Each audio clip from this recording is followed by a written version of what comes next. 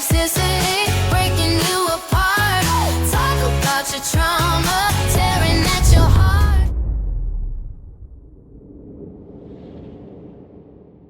All right, guys, welcome back to Toxicity. So today we're talking about women patterns and how strong you need to be versus how strong you need to not be, or the emphasis on what it should be, what you were taught versus what you're unlearning, right? So I'm going to steamroll in.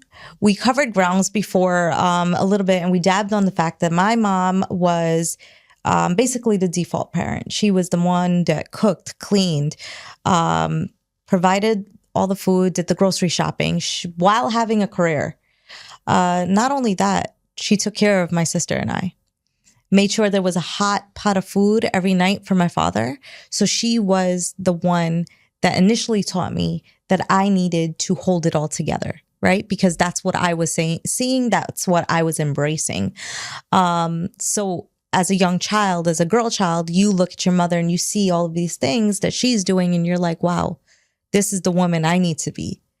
But one of the things that she did was she swallowed that pill, right? She swallowed the pill of not identifying or not speaking about how she was truly feeling. Because as a woman, as a mother now, knowing that my mother possibly went through something similar to what I'm going through, I'm like, I'm such a vocal person. How could you not talk about it, right? But in our culture, in the Caribbean culture, I don't think that's heard of. I think they learned that from their parents, to swallow that pill, to just not speak about how they were feeling, from their mother, from our grandmother. To bear it. Mm-hmm. To bear down that and again, it's not a burden, but to bear down that responsibility on their own. Without complaint. Right. So as a young person, I learned that early on. I learned that I needed to take care of the household. I needed to do all of these things. And for so long, I had that in my head as this is what it was. However, it wasn't until I had my son that I noticed that's not what it was. I went through postpartum depression severely, heavily with my first son. So much so that I never sought the help to get, because I didn't think postpartum depression was a real thing at that point.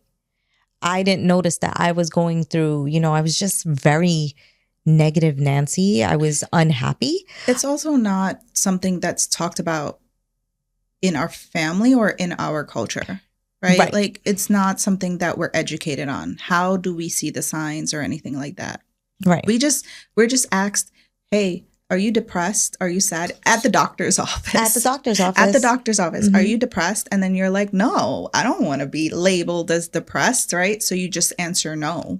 So I can get why it took you so long to kind of seek help. And I remember having that conversation with you. And I was like, you need to talk to somebody, because not a lot of people in our family or in our community believe in therapy. Right. And I feel like I was ringing that bell. And I ring that bell a lot. Everybody hears that bell loud and clear, where I'm like, you need to talk to somebody. You can always talk to me. Mm-hmm. I've always make myself available if someone wants to talk, because I know how important. I've been in spaces before where I felt so isolated and alone.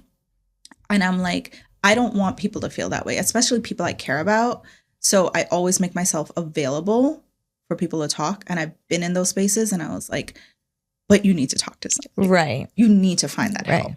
And I think that was the biggest thing for me, because I knew that there was something wrong with me, how I was feeling. And I had a different type of emotion. I didn't want to, it's not that I wanted to be away from a child. I just needed a break, but I felt like I needed a prolonged break, like I needed to get out. I needed to, I felt like I was losing the woman I was, and I couldn't regain who I was. And I missed that person.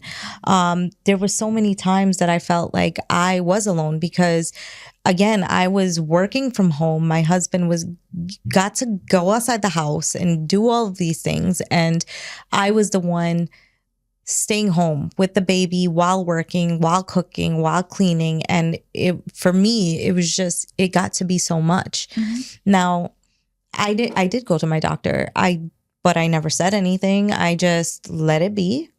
And I suffered with postpartum depression for 3 years of my first son's life. Yes, you can have postpartum depression until your kids are 10, believe it or not. That is a thing. If you don't seek the right help and you're constantly in a spiral and that weight is so heavy on you, it can keep on going.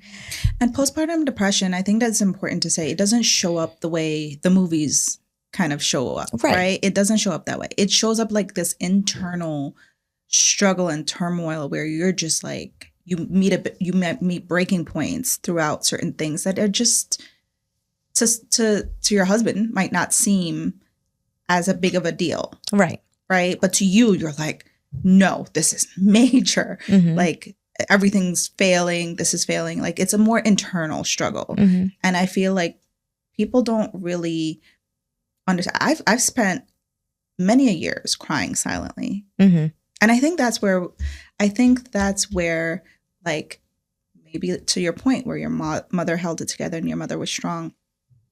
And I've never seen my mom kind of like cry from, I've seen her cry from grief, but I haven't seen her cry for a reason like this, you know. But I find myself crying. And you know I'm an ugly crier. I find myself crying all the time. And I find myself. She is. I do. And I will announce it. I'm going to ugly cry. So everybody be prepared. But I find that like there's many a nights, especially after my divorce, after I filed for divorce and made that life-changing decision. Actually, even before that, I just was, you know, going through it. We'll get into those in other episodes, maybe. Maybe I'll touch on all of that. But I was going through it and I would have these silent cries at night by myself.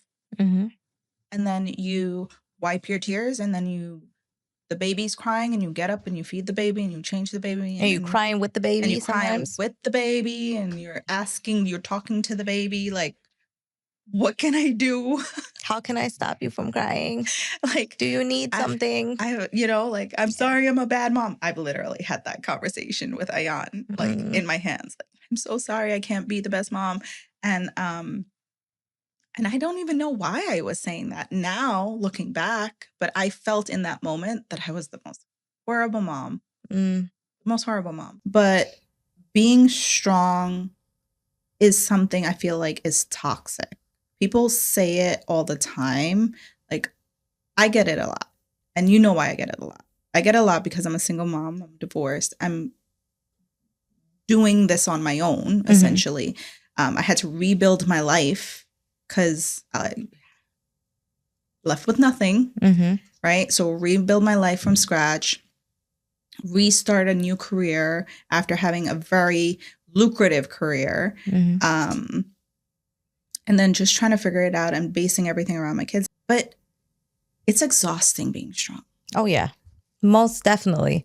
I think that's one thing I struggle with the most is that I feel like I still have to hold it all together and I can't fall apart. But it's okay to fall apart.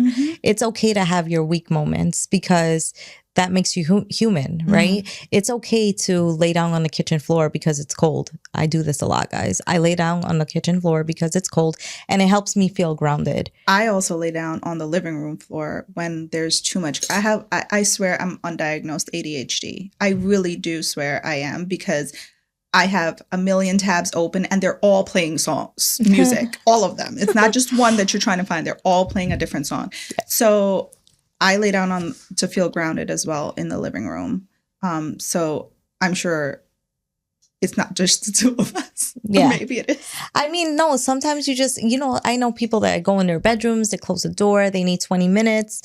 Do you remember when your mom used to tie her head and go in the bedroom in the dark and just lay down? Yeah. So my mom, what she used to do is she used to take like a headscarf. Like a headscarf, yeah, and tie her head, and she would go in the room and she kind of just like throw her hand over her head like this, and I'd just be like, what is happening. And to tell you the truth, that's all I want to do now is tie in my head and go in my room and throw my hand like this and just relax. Because as a mom, I'm in the thick of it, right? I'm in the thick of it right now. My oldest is 4, my youngest is 1, and they feed off of each other's energy, right? And I am just in this house with all of this testosterone, and it drives me crazy because my boys are bouncing off the walls. My husband's tired. I'm tired. Don't get me wrong. Like, my parents come every Tuesday to Thursday to help us out so that I can get to like actually work my 8 to 4 job. And, you know, like Mondays and Fridays, I'm kind of on my own because I'm working and holding the baby in my hand. And I'm ensuring that my job that pays our health insurance is intact. Like, I'm doing everything I can do for that job while suffering internally, while suffering silently, because I have all of these struggles going on personally, you know, in terms of holding it all together and being strong, right? And the main topic of our podcast, at a point, that's what I thought. I thought I could be this leader in my personal life and on my career, and in reality, for me, at least for me, that wasn't achievable because I wanted to be there to see my son's first steps. I wanted to be available and at his beckoning call. So I took the chop on my career to be there. Yeah. You know, and in terms of my mom, I know that she probably took that chop too. She could have went places and she didn't because she had to hold the family together. Well, I saw my mom be strong and step up in different ways than your mom as well did. Like, my mom was a stay-at-home mom for most of my childhood. And then we moved over to the US, we migrated. And you can't survive if you're migrating over on one income. And I remember my dad, he was very qualified. If anybody knows my father, they would know that he's one of the smartest men you're going to meet. The smartest man you're going to meet. And he was still trying to figure out how to get on his feet and in search of a career and all of these things. And they took shift jobs, really. But I saw my mom for the first time enter the workforce. And there was a balance of like my mom and my dad juggling the household, but nobody complained, juggling me, their jobs and everything. But they wanted to provide a certain life for my brother and I. And they just grit down and like worked really hard. And my dad bought a first house 5 years into being into the US, you know, migrating over. But nobody complained. No, it was just like, this is what you got to do. But nobody said it's going to be hard. Yeah. Right? Like, nobody said, like, we got to do it, but it's going to be hard. It's going to be real, real hard. And nobody discussed, like, I feel like if I understood, like, these things are going to be hard in the way that it is, I feel like I would have a different perspective on life. I really would. Because they say, we've both grown up, and they say, don't rush to grow up, right? Don't rush to be an adult. We here. I need an adult. Yes. I need an adult all the time. I don't want to be strong. Like I said, I hear it all the time. Simone, you're strong. I don't want to hear that. I appreciate it, but I don't feel like I'm strong. I feel like I am surviving. And maybe, I don't think that's what life is supposed to feel like, honestly. It's not. I think, you know, like when and touching back on like my parents. So my dad, I put a lot of emphasis on my mom, but my dad was like the go-getter. He was the one seeking the opportunities for us, right? So for his wife and his children, he wanted to make that life that didn't seem achievable and give that to us, basically. We never went without. We had the latest clothes, the latest anything. We had braces. Braces are expensive. And we had like, I don't know. I don't know how else to put it. Like I just felt like I was never shorted, right? Whatever I asked for, I got. My dad would take me every Saturday to the game store or Sunday to the game store, and we'd go and we buy like a Super Nintendo game, and I had a Super Nintendo when it just came out, and we were those kids. We had pay-per-view. Nobody else in the family had pay-per-view, so like everybody would come over. All the cousins would come over, and we watch WWF. Like those were the times, right? But my one thing I want to say is just like my dad, very much like yours, worked to instill those qualities, right? But again, there was no complaining. There was no afterthought. There was no talk in front of us that these are the things that are hard. Are we just a generation that won the complaint? Is that it? No. You know what it is? I'm going to be honest. Because I can complain. I know I can complain too. I'm a really big complainer, and my mom is always like, I did it, and I'm always looking at her and I'm like, but it was hard. That doesn't mean what I'm going through is not relevant. You know what I'm saying? It's relevant. I'm allowed to talk about it, and this goes back to being strong, right? Because she had to endure that, because my father had to endure that without complaining and just provide. That is the thought now, that you need to just provide and not complain. And how can you truly do that, right? How can you truly do that? Because you want to be this individual that speaks up, that speaks to your mind. Because honestly, I have 5,000 things going through my head. So, and I tell my dad all the time, I'm like, it's definitely harder living here. And he's like, I left Guyana with $20 in my pen, rolled up in my pen, and I'm like, what do you mean? What do you mean? That $20 stretch a lot further. First of all, look at where we living in this world. I tell Simone all the time. I tell Simone, I'm like, I feel like I was born in the wrong century, decade. Like this is like 1989 was not it. Like maybe you should have put my ass in the Great Depression because I'm still depressed. Like you should have put me. You should have put me in the Great Depression because I'm just depressed sometimes, like maybe that's the era I was supposed to live in.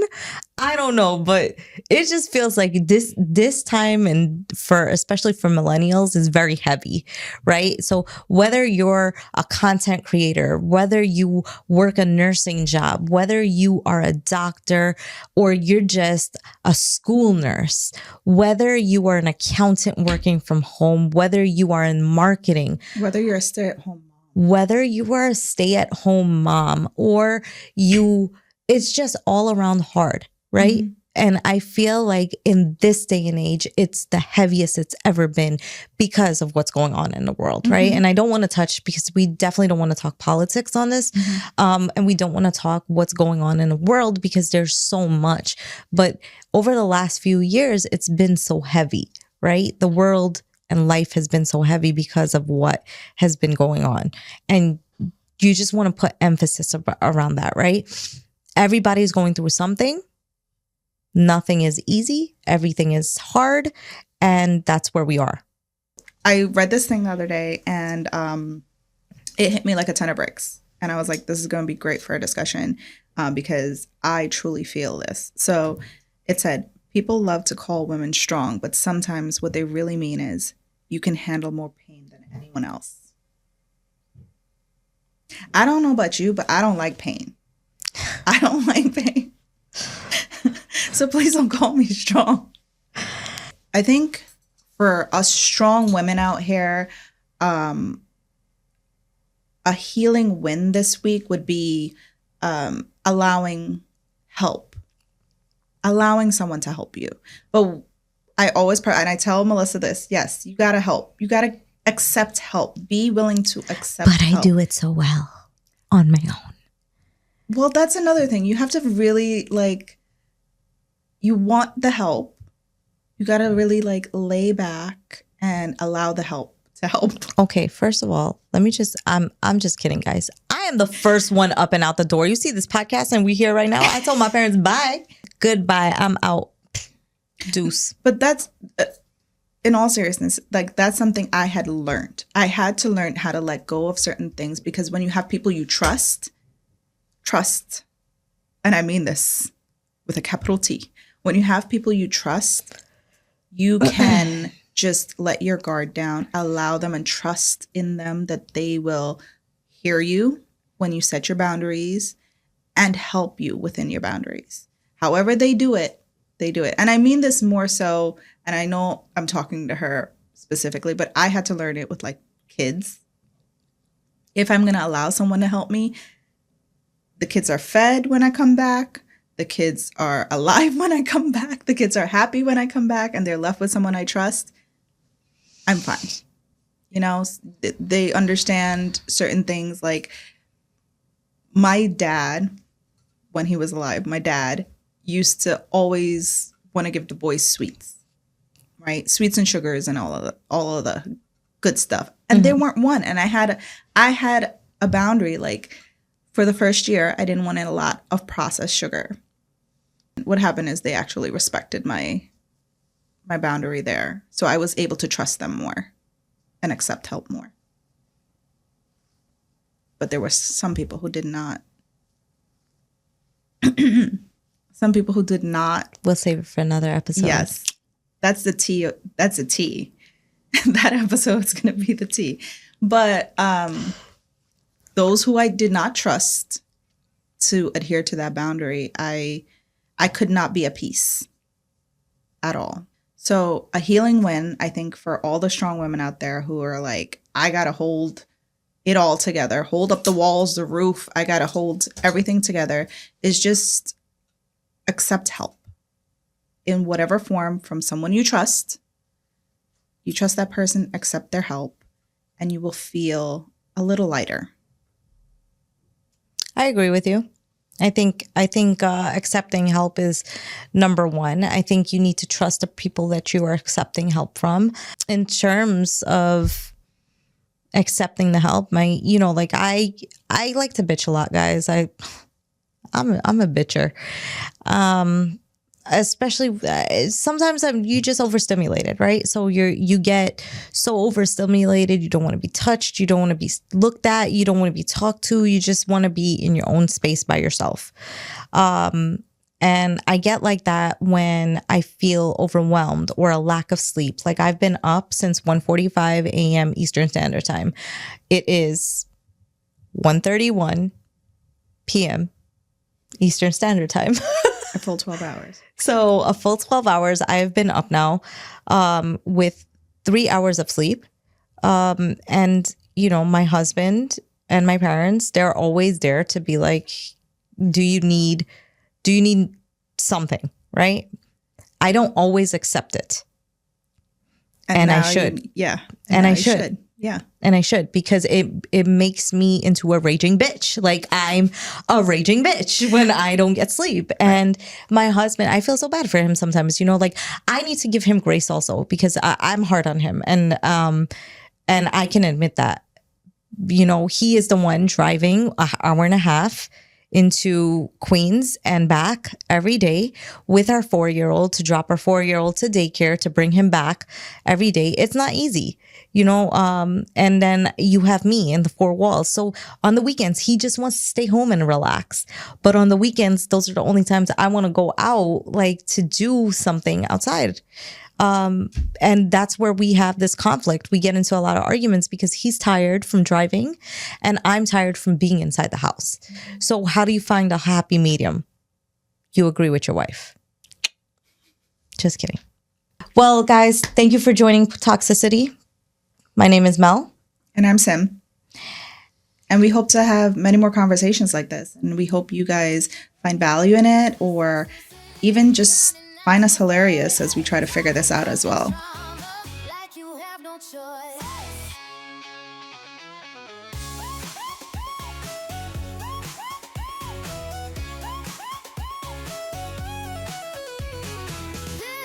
Toxicity, drowning out your voice. Talk about your trauma like you have no choice.